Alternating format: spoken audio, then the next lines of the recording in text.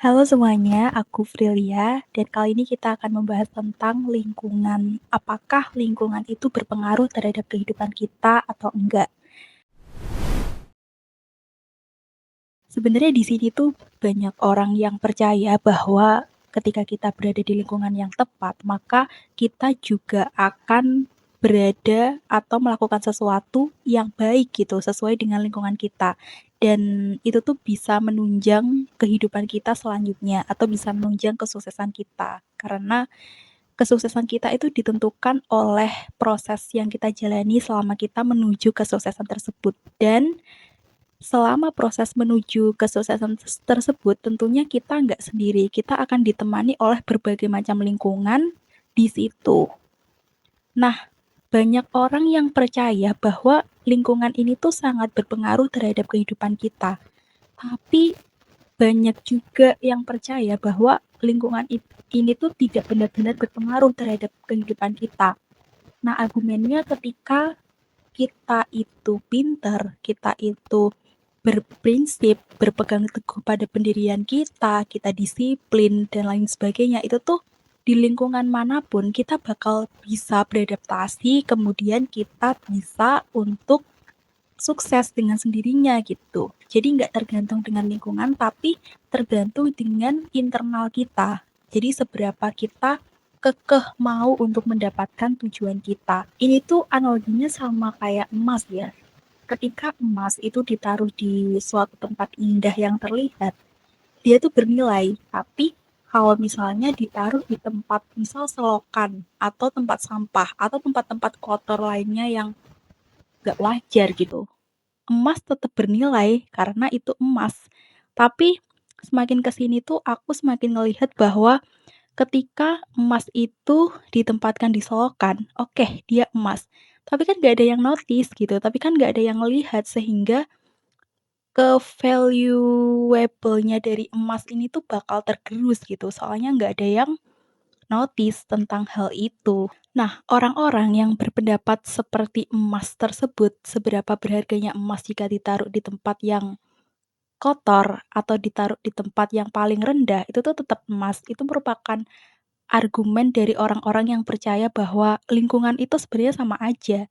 Selagi kamu itu mampu beradaptasi dan selagi kamu itu kekeh terhadap pendirian kamu belajar, kamu disiplin, kemudian kamu tidak terdistract, eee, ke mana kamu fokus apa yang mau kamu lakukan, itu kamu bakal bisa meraih tujuan kamu dan tidak ditentukan dengan lingkungan gitu.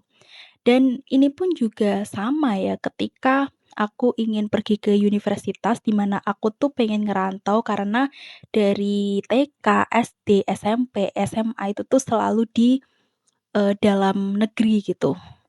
Bukan dalam negeri sih, lebih tepatnya dalam kabupaten yang sama gitu.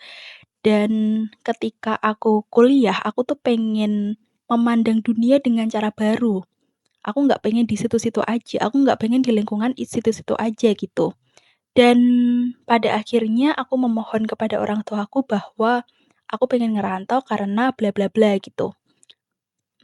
Orang tuaku sebenarnya setuju-setuju aja, tapi ada beberapa pihak tuh yang nggak setuju, kayak menganggap bahwa lingkungan sama aja. Ketika aku berkuliah atau bersekolah di kabupatenku, itu tuh kayak nggak ngaruh gitu, selagi kita itu disiplin, kita itu tetap belajar, pinter, ranking 1 dan lain-lain, kita juga bisa mendapatkan hal yang sama gitu.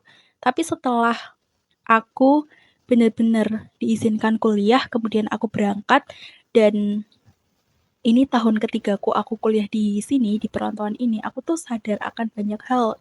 Ternyata lingkungan itu tuh sangat mempengaruhi. Yang pertama, dalam lingkungan tertentu atau dalam setiap lingkungan, kita itu ngerasa pengen diterima oleh lingkungan tersebut. Maka kita terus-menerus beradaptasi dengan lingkungan tersebut. Mengapa sih kita itu tuh cenderung pengen diterima di lingkungan kita?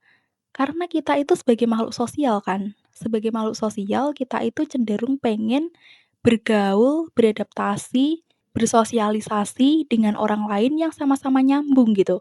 sama-sama sefrekuensi dan sama-sama enak. Soalnya kalau kita udah nyambung, segala bentuk aktivitas dan obrolan itu menjadi lebih enak ya, dan juga menjadi lebih intim dengan teman kita atau dengan lingkungan kita gitu. Sehingga kita cenderung beradaptasi dengan lingkungan apa yang kita jalani. Aku akan kasih beberapa contoh mengapa lingkungan dalam konteks ini tuh saling berpengaruh karena kita pengen diterima oleh lingkungan itu. Misalnya di lingkungan perkuliahan kita tuh bertemu dan berkawan dengan anak ambis, maka setiap hari kan kita pastinya bakal ngobrol kan ya, karena ya pertemanan kalau nggak ngobrol ya ngapain lagi gitu. Atau kita setiap harinya tuh berada di lingkungan itu, misal kayak main bareng, kemudian ngerjain tugas bareng, jalan bareng, ngobrol bareng, diskusi bareng, dan lain-lain. Nah, ketika kita berhadapan dengan anak-anak ambis, pasti obrolan mereka tuh juga mengarah ke keambisan itu sendiri gitu. Obrolan mereka juga mengarah ke arah-arah yang berbobot. Nah, ketika kita bisa mengikuti ritme ini, maka kita otomatis diterima karena ya kita sama-sama sefrekuensi, tujuan kita sama, kemudian kita asik untuk diajak diskusi. Bayangin aja kalau misalnya si ambis ini tuh dia ngerjain tugas, terus di sisi-sisi dia ambis kan, di sela-sela dia ambis, kita itu kayak, "Aduh aku males banget, aduh aku capek." Ya nggak bakal diterima sama lingkunganmu. Ya kalau misal sekali, 2 kali nggak papa lah ya karena udah temen, tapi kalau beberapa kali kayak gitu, temenmu bakal ngira kayak, "Aduh kita udah nggak sama tujuannya, kamu memberi efek negatif sama aku, ya udah kita cut off aja," gitu. Beda kalau misalnya temen ambismu ini tuh lagi ngerjain sesuatu, intinya mengerjakan dengan sepenuh hati gitu. Kita juga sama, mengerjakan dengan sepenuh hati. Kita saling diskusi, saling tanya, ya 50-50 lah gitu. Dan teman kita itu bakal merasa kayak, "Oh, kita udah sefrekuensi nih. Oh, kita udah setujuan nih. Ayo saatnya gas bareng menuju tujuan kita," gitu. Jadi teman kita itu nggak ke-distract oleh hal-hal yang bikin patah gitu dari tujuannya ini. Nah, dengan demikian, lingkungan ambis ini, kalau kalian berada di lingkungan ambis, kamu merasa termotivasi untuk terus beradaptasi dengan lingkungan si ambis ini, agar kamu bisa diterima oleh lingkungan ini gitu. Nah, beda halnya dengan ketika kamu itu berada di lingkungan yang malas. Misal, disuruh diskusi, disuruh ngerjain tugas gitu, teman-teman kalian yang nggak ambis ini tuh kayak mudah nyerah gitu. Aduh kayak, "Aduh capek," dikit-dikit capek, dikit-dikit ngeluh, dikit-dikit nyalahin orang lain, kamu tuh juga sama. Soalnya ya ketika kamu berada di lingkungan yang kayak gitu, kamu kena efek negatifnya gitu. Misalnya ada seorang dosen itu ngasih tugas, tugasnya agak berat. Nah, tugasnya itu seminggu ada banyak gitu, misalnya ada 4 tugas gitu, dan temanmu itu ngeluh, setiap ngerjain tugas tuh ngeluh gitu, dan kamu tuh mau nggak mau juga, "Aduh, oh iya bener ya, capek ya, oh iya bener ya, tugas ini salah dosen ini salah soalnya ngasih tugas bla bla bla," sehingga bikin kita capek, nggak sesuai materi lah atau apalah, cenderung menyalahkan ya, menyalahkan pihak lain di alih-alih kita ngerjain tugas itu sendiri atau ngerjain tugas itu bersama-sama gitu. Kalian akan tidak termotivasi dengan kata-kata temenmu. Intinya efek negatif ini tuh selalu datang dari lingkungan kita gitu. Ketika temenmu kebanyakan negatif, maka kamu juga akan berpikiran yang sama, yaitu negatif. Atau contoh lainnya adalah ketika berada di lingkungan yang penuh dengan orang ekstrovert. Ekstrovert di sini tuh maksudku bukan ngomongnya lebih banyak itu bukan, tapi lebih ke vibe-nya lah, vibe-nya kayak positif banget nih orangnya, kayak, "Oh, nah nah nah, ayo gini gini gini," terus, nah, di sisi lain kalau misalnya kamu itu cuman diem, kamu itu cuman gini doang, nah itu tuh nggak bakal diterima, soalnya kamu itu dianggap orang yang nggak asik gitu. Kan kita itu cenderung pengen diterima, maka dari itu kita juga akan mengikuti ritme ke vibe positifan itu tadi. Nah seperti itu, itulah Contoh-contoh mengapa lingkungan itu sangat mempengaruhi karena kita itu cenderung pengen diterima di lingkungan tersebut sehingga kita akan terus-menerus beradaptasi dengan lingkungan itu. Kemudian alasan yang kedua adalah kita itu nggak enak buat nolak. Nah, masalah yang ada saat ini apalagi di lingkungan Indonesia itu tuh yang pertama orangnya takut buat nolak dan yang kedua adalah orang ini tuh FOMO. Yang pertama kita bahas alasan orang-orang, terutama orang Indonesia itu kenapa nggak enak buat nolak. Karena ketika ada penolakan, otak kita semua itu menyimpulkan bahwa orang yang kita tolak itu bakal sakit hati, bakal merasa dikucilin sama kita, atau merasa nggak dihargai sama kita. Padahal ketika ada misalnya teman kita itu ngajak kan, terus kemudian misalnya kita ngajak kan, terus teman kita itu nolak dengan alasan tertentu lah. Kita nggak apa-apa kan, kita nggak marah kan, dan kita mewajarkan hal itu kan.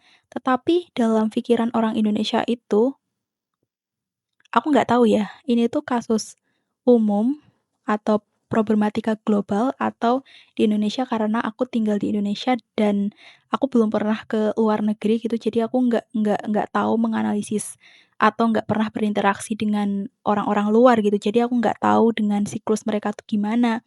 Aku akan bicara dalam konteks orang Indonesia aja yang sering aku temuin gitu.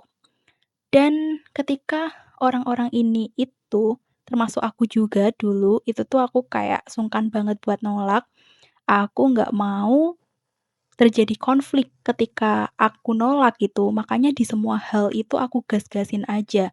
Diajak main selagi aku free dan aku nggak ngerjain apa-apa yang urgent banget, aku gas. Diajak ke sana kemari, kemudian diajak melakukan aktivitas A, B, C, aku ikut-ikut aja gitu. Tapi semakin ke sini aku semakin sadar bahwa waktuku tuh terbatas gitu. Aku tahu aku mau ngapain, aku tahu pengen ke jalanku sendiri, misal tujuanku ada di sebelah sana gitu, otomatis aku perlu untuk jalan lurus kan. Tapi karena distraksi-distraksi dari orang-orang ini yang mengajak ke sanalah, nonton inilah, berperilaku kayak ginilah, kemudian membeli ini, itu, dan lain-lain, aku jadi kekurangan waktuku untuk ke depan gitu. Istilahnya waktuku itu terbatas, sementara hal-hal yang aku lakukan itu tuh sifatnya kayak jadi distraikan gitu, sehingga aku nggak nyampe-nyampe di keadaanku yang aku pengen balik atau aku pengen mengarah ke tujuanku itu, gitu. Nah, kita nggak enakan buat nolak karena kita itu cenderung menghindari konflik gitu. Nah, makanya kalau misal kita diajak oleh orang-orang yang ambis gitu, misalnya diajak ngopi bareng buat belajar sesuatu gitu, kita bakal gas-gas aja. Nah, karena kita itu nggak enak buat nolak gitu. Kalau misalnya lingkungan kita itu nggak ambis atau lingkungan kita itu orang yang males-malesan, sukanya buang-buang waktu, sukanya cuma traveling, ke sana kemari nggak jelas, nggak punya arah hidup, kita juga ikut-ikut aja kalau misalnya diajak aktivitas seperti itu gitu. Karena ya itu tadi, orang Indonesia itu kebanyakan, adalah orang yang nggak enakan buat nolak karena mereka nggak mau konflik terjadi gitu. Walaupun sebenarnya nggak bisa diprediksi juga ya, apakah orang yang kita tolak itu tuh bakal marah atau enggak gitu. Tapi menurut pemikiranku kalau dia itu udah dewasa, ya, nggak marah sih buat hal-hal yang kayak gitu, gitu. Karena kita itu hidup juga untuk kehidupan kita sendiri gitu, kita berhak menikmati hidup kita sendiri gitu, yang nggak diajak dengan orang lain. Nah, sebenarnya yang nggak enakan buat nolak itu tuh nyambung kenapa kita FOMO di lingkungan tertentu, kita mudah FOMO di lingkungan tertentu gitu, ya karena kita sering berinteraksi dengan mereka. Sehingga ketika kita itu, sebenarnya nggak tahu apa-apa nih, kemudian orang atau lingkungan kita nggak tahu apa-apa nih, kemudian lingkungan kita ini tuh kayak ngajakin kita ke mana. Ngajakin kita ke tempat-tempat liburan yang lagi hits, atau ngajakin kita membeli sesuatu yang cutie-cutie yang sebenarnya kita itu nggak terlalu butuh di situ, atau bahkan nggak butuh sama sekali. tanpa barang itu kehidupan kita akan baik-baik aja juga, karena si lingkungan ini tadi tuh dia udah ngajak-ngajak dan kita nggak enakan buat nolak, akhirnya kita FOMO. Ya, FOMO. Dan ini tuh nggak berlaku pembelian dan juga jalan-jalan aja. Ke-FOMO-an ini tuh biasanya juga mengarah pada hal-hal yang sifatnya internal gitu. Misalnya, kita itu FOMO untuk nonton TikTok gitu, karena kabar-kabar terkini tuh ada di situ. Atau mencari informasi-informasi yang menurut kita itu tuh obrolannya bakal nyambung dengan si lingkungan kita itu tadi. Misalnya kita itu nonton TikTok ya, sebenarnya kita nggak butuh-butuh amat mencari informasi yang kayak gitu, tetapi kita nonton TikTok, kemudian kita terlena di dalam, dan ketika kita kumpul dengan si kawan-kawan kita ini atau lingkungan kita ini, kita saling nyambung gitu. Nah, sekali lagi bahwa lingkungan itu tuh sangat sangat mempengaruhi terhadap aktivitas kita gitu. Karena yang pertama adalah cenderung pengen diterima, sehingga kita beradaptasi.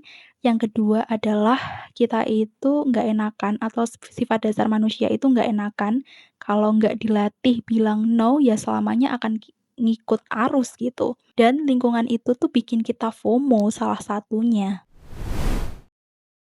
Kemudian poin yang ketiga adalah kebiasaan yang kita lihat berkali-kali, itu akan menjadi kebiasaan baru bagi kita. Atau dengan kata lain, kebiasaan dari lingkungan kita ini, jika kita udah masuk di dalamnya, kemudian kita melihat, mengidentifikasi, mengamati kebiasaan-kebiasaan dan aktivitas-aktivitas dalam lingkungan kita, maka itu akan menjadi sebuah pembenaran. Setelah menjadi sebuah pembenaran, itu akan memotivasi kita untuk melakukannya juga. Nah, misalnya kita berada di lingkungan ambis tadi, kita mengamatilah dari kejadian itu, kok ternyata belajar yang selama ini aku anggap sulit, ternyata bagi mereka yang ambis itu tuh have fun aja. Ternyata orang yang dari dulu nggak suka belajar, membuka buku itu adalah sebuah kata-kata ngeri, dan ketika lingkungan kita itu mulai melakukannya, ternyata tuh nggak seburuk itu gitu. Makanya kita cenderung mengikuti pola dari lingkungan kita. Atau contohnya ketika sejak kecil itu ibuku tuh disiplin banget kan orangnya. Dia bangun jam 5, kemudian masak, kemudian pokoknya melakukan aktivitas-aktivitas yang bikin rumah bersih, melakukan aktivitas yang nggak sia-sia gitu, nggak hanya tidur mulu dan bangun nggak teratur gitu. Ibuku sangat bangunnya teratur. Aku tuh nggak perlu dikasih tahu bahwa kamu harus bangun jam segini, seperti ibu gitu tuh enggak. Aku kayak menganalisis dari ibuku tersebut, kemudian aku dengan sendirinya juga mengikuti pola atau ritme ibuku, yaitu bangun pagi, disiplin, melakukan aktivitas pagi, kemudian apa yang perlu dikerjakan, dikerjakan, dan lain-lain. Sehingga, sampai sekarang itu tuh tetap ngalir di jiwaku. Nah, bayangin aja kalau misal kita berada di lingkungan yang kurang tepat, misalnya orang ini tuh pecandu narkoboy atau hal yang semacamnya lah yang, bisa kena hukum gitu atau udah bad banget orang ini gitu. Ketika kita berada di lingkungan itu, kita menganalisis bahwa it's okay ternyata nggak seburuk itu kita pakai narkoboy atau it's okay ternyata kita nggak seburuk itu nonton film-film porno karena lingkungan kita juga sama dan nggak ada efeknya gitu, karena kita nggak sadar aja bahwa kita itu berada di lingkungan yang salah. Nah, hal itu tuh karena kita tuh terus-menerus melihat aktivitas atau kebiasaan orang-orang ini yang menurut lingkungan kita itu dianggap hal normal, tapi kan menurut adat, aturan, norma kan enggak gitu.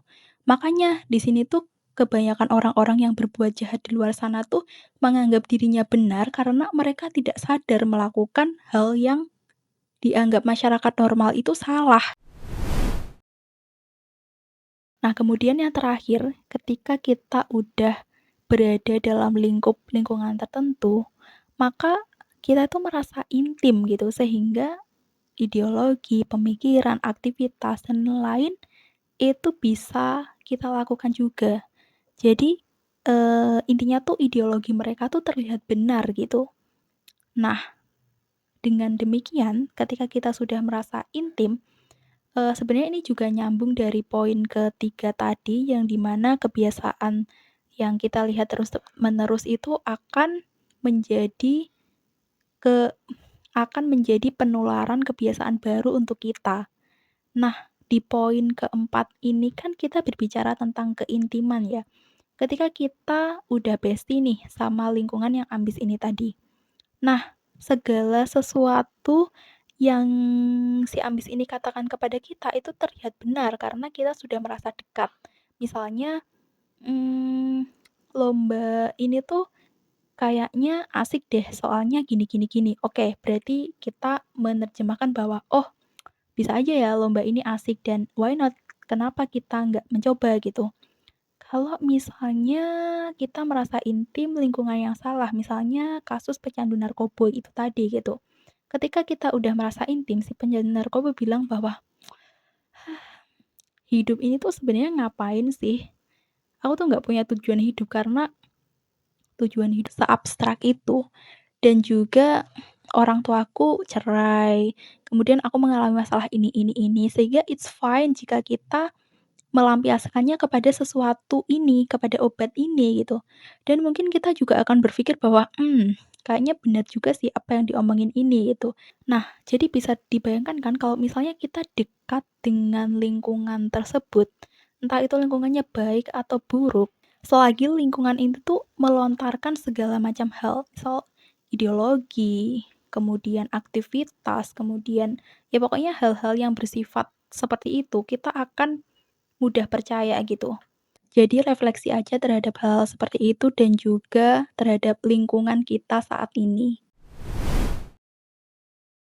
Oke teman-teman, jadi itulah beberapa alasan mengapa lingkungan itu sangat mempengaruhi kita semua dalam kehidupan kita. Itu mulai dari cenderung pengen diterima sehingga kita akan senantiasa beradaptasi pada lingkungan tersebut. Kemudian yang kedua ada nggak enakan buat nolak. Terus di sisi lain kita juga FOMO. Kemudian, kebiasaan orang yang kita lihat berkali-kali itu BTW aku bawa catatan, kemudian kebiasaan orang lain yang kita lihat berkali-kali itu kita akan motivasi untuk melakukannya. Yang terakhir adalah merasa intim sehingga ideologi mereka itu terlihat benar. Maka di sini hati-hati aja memilih lingkungan dan semoga kita semua mendapatkan lingkungan yang tepat. Bye.